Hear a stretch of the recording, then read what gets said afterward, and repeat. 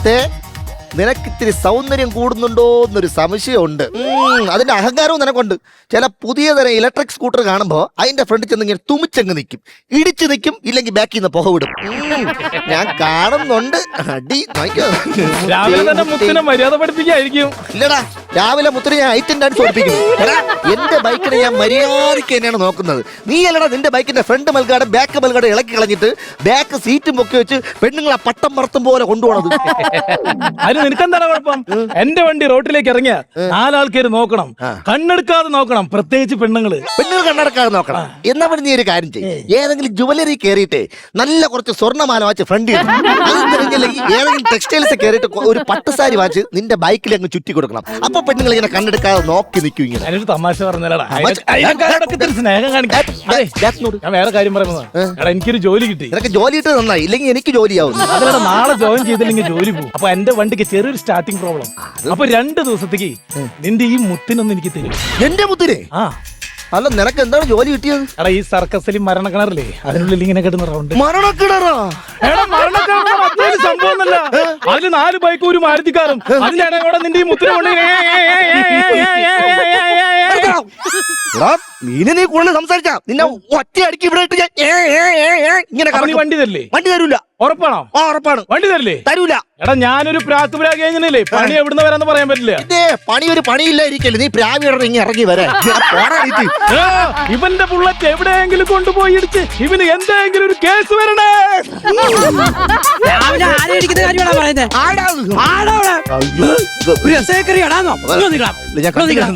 അല്ല, ഈ സാറും ഈ കൈനോട്ടക്കാരും കൂടെ എങ്ങോട്ട് പോകും? കൈനോട്ടക്കാരോ? ആരുടെ കൈനോട്ടക്കാരി? ഞാനേ ഫോറൻസിക് ഉദ്യോഗസ്ഥ ലെൻസിമോൾ. വന്ന കാര്യം ഞാൻ പറയാം. നമ്മുടെ സിമിത്തേരി ജംഗ്ഷനിൽ വെച്ച് ഒരു ബുള്ളറ്റ് ഒരുത്തിനെ ഇടിച്ചിട്ടു. എന്നിട്ട് വളരെ വിദഗ്ധമായി അവൻ നിർത്താതെ അങ്ങ് പോയി. ആ ബുള്ളറ്റ് തിരക്കി വന്നെയാണ് ഞങ്ങള്. മനസ്സിലായല്ലോ? ഞാൻ പൊക്കും. ഞാൻ തെളിവുണ്ടാ, തെളിവ്. കറുത്ത ബുള്ളറ്റ്, എന്റെ മുത്തിന്റെ അതേ നിറം. കറുപ്പാവണം, കറുപ്പ് വേണല്ലോ. 2016 മോഡല്. എന്റെ മുത്തിന്റെ അതേ ബർത്ത്ഡേ. വേഗം പറ സാറേ, ഒത്തുവരുന്നുണ്ട്. അത് മാത്രമല്ല, ഈ ബൈക്കിന് എക്സ്ട്രാ ഫിറ്റിംഗ് ഉണ്ട്. ഇതിന്റെ ബാക്കിലൊരു ഏരിയയിലുണ്ട്. ഇതാണ് കുഴപ്പം. എന്റെ മുത്ത് എന്ത് ചെയ്താലും അതിനെ അനുകരിക്കാൻ വേണ്ടി ഓരോ ബുള്ളറ്റ് അങ്ങോട്ട് ഇറങ്ങിയിട്ടുണ്ട്. സാറേ, എക്സ്ട്രാ ഫിറ്റിംഗ് ഉണ്ട്. ഈ ബുള്ളറ്റിന് ഒരു ഹെഡ്ലൈറ്റും 4 ഇൻഡിക്കേറ്ററും ഒരു പെട്രോൾ ടാങ്ക് ഉണ്ട്. ആ നമ്പർ പറഞ്ഞേ. വണ്ടി നമ്പർ, ബുള്ളറ്റ് നമ്പർ പറ. വണ്ടി നമ്പർ KL9. അതിപ്പോ എല്ലാ വണ്ടിക്കുണ്ട്. AL അത് പറ കേട്ടുണ്ട്. 40 31. എന്താ പറഞ്ഞ? 31. 31. ഒന്നുകൂടെ പറഞ്ഞ. KL9 AL 40 31. പിടിച്ചു മോനെ, പിടിച്ചു. എന്റെ പ്രാക്ക് ഫലിച്ചു. സാറേ, ഇതാണ് ബുള്ളറ്റ്. സാറേ, എന്റെ മുത്തിന്റെ നമ്പർ ഇങ്ങനെ അല്ല. മുത്തിന്റെ നമ്പർ ഇങ്ങനെയാണ്. എന്റെ മുത്ത് ഇതല്ല. ഇതാണ് നിന്റെ മുത്ത്. ഒന്നോളാ ഞാൻ. ഒരു കാര്യം ചെയ്യ്, ആ നമ്പർ ഒത്തു നോക്കിയേ. ബുള്ളറ്റിന്റെ നമ്പർ ഒത്തു നോക്ക്. കേറ്റുകൂടാന്ന് ഞാൻ പളക്കാൻ കേറ്റും. അതെന്തിനാ അങ്ങനെ നോക്കുന്നത്? ഇങ്ങനെ നോക്കിയാ പോരാ, വ്യക്തമായിട്ട് കാണാലോ. എന്തിനാ ഈ ലെൻസിന്റെ ഉള്ളിലൂടെ നോക്കണേ? ഈ ഞങ്ങൾ ഫോറൻസിക് ഉദ്യോഗസ്ഥരാണല്ലോ, അപ്പൊ ഞങ്ങൾക്ക് ഈ ലെൻസിലൂടെ നോക്കിക്കണ്ട കാര്യങ്ങൾ ഉറപ്പിക്കാൻ പറ്റും. ഇത് മാത്രമല്ല, ഞാൻ ഈ 3D സിനിമകൾ പോലും ഈ ലെൻസിലൂടെ നോക്കി കാണും. എവിടുന്ന തെളിവ് കിട്ടിയെന്ന് അറിയാവോ? നമ്മുടെ സിമിത്തേരിയുടെ വളവിലെ ക്യാമറയെന്ന്. സെമിത്തേരിയുടെ വളവില് ട്രാഫിക് ക്യാമറ അതിനകത്തുനിന്നാ കിട്ടിയേക്കുന്ന. എന്റെ പൊന്ന് സാറേ, അവിടെ നിന്നാണെങ്കിൽ ആ ക്യാമറ വർക്കാവൂല. എന്നറിയാം. എനിക്കറിയാം. ഞാൻ ഒരു 8 പ്രാവശ്യം അതൊരു ഹെൽമെറ്റ് ഇല്ലാതെ പോയിട്ടുണ്ട്. എന്നെ ഇതുവരെ പറ്റി അടിച്ചിട്ടില്ല. ട്രാഫിക്കിലെ ക്യാമറ വർക്ക് ചെയ്യാത്തുള്ളൂ. തൊട്ടടുത്ത റഫീഖിന്റെ കടയുണ്ടല്ലോ, അവിടുത്തെ ക്യാമറ നന്നായി വർക്ക് ചെയ്യും. അവിടെ നിന്നാണ് ഞങ്ങൾക്ക് ഈ കേസിന്റെ തുമ്പ് കിട്ടിയത്. ഞാൻ പൊക്കുവാടാ, ഞാൻ പൊക്കും. ലെൻസി, ഈ ബൈക്കിന്റെ ഉപ്പ് തൊട്ട് കർപ്പൂരം വരെയുള്ള ഭാഗത്ത് ഫിംഗർ പ്രിന്റ് കാണും. ഫിംഗർ നോക്കി ചെക്ക് ചെയ്ത് നോക്ക്. വേഗം നോക്ക്. പിന്നെ പൊക്കുവാടാ, പിന്നെ പൊക്കും. ലെൻസ് പൗഡർ എടുത്ത് കഴിഞ്ഞു. ഇനി നീ പുറം ലോകം കാണൂലടാ. നീ പുറം ലോകം കാണൂല. നീ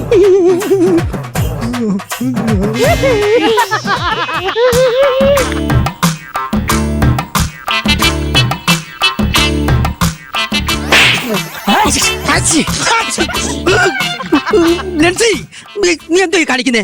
നീ എന്തോ അങ്ങനെ താറാവിനെ വിളിച്ച് കയറ്റാൻ വേണ്ടി ഇത് കൂട്ടനാണല്ല ഇത്. അതല്ല സാറേ, ഈ ലിപ്സ്റ്റിക് ഷെയ്ഡ് എങ്ങനെയുണ്ട്? എന്റെ ഫ്രണ്ട് ഇൻസ്റ്റാഗ്രാമിൽ കൊളാബ് ചെയ്യേണ്ടി അയച്ചതാ. ഇത് മൊത്തം കുളവാക്കും ഇത്.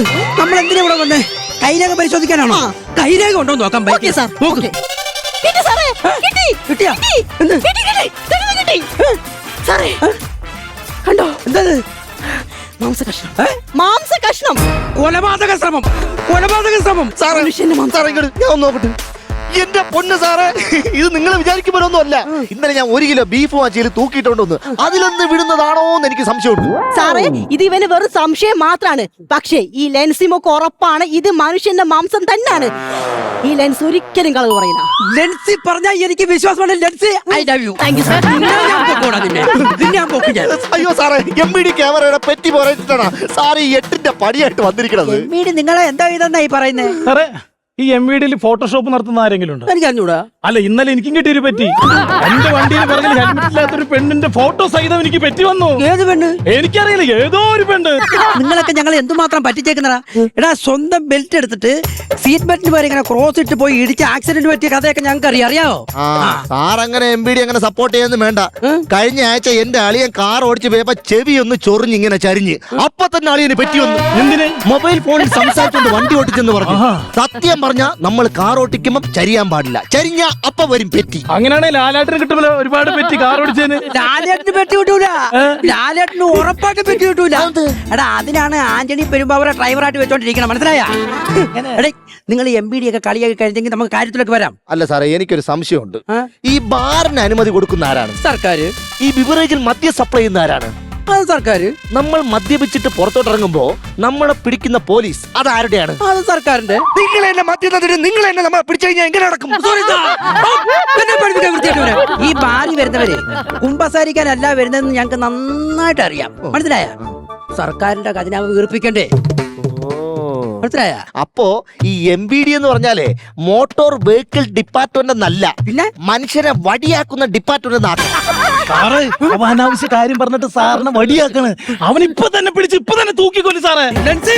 തെളിവുകളെല്ലാം കറക്റ്റ് അല്ലേ? Correct sir. വണ്ടി നമ്പർ കറക്റ്റ് അല്ലേ? ഓക്കേ. ഇവനെ ഈ ബൈക്ക് കൊണ്ട് എത്രയും പെടുത്ത് കസ്റ്റഡി എടുക്ക്. ഹലോ പറയണി. എന്തോന്നെ വെച്ചാ? എനിക്ക് പറ്റിയാ മദ്യവെച്ച് വാഹനം ഓടിച്ചാനാ? എത്ര രൂപ? 10,000 രൂപ. സാറിന് പറ്റി വന്നാ? അപ്പൊ നമുക്ക് ഒരുമിച്ച് പോയാലാ? എവിടെ? കോടതിയിലോട്ട്. എന്തിന്? സർക്കാരിന്റെ ഖജനാവ് നിറയ്ക്കേ. ലെൻസി എന്തോ ഞാൻ പെട്ട ലെൻസി.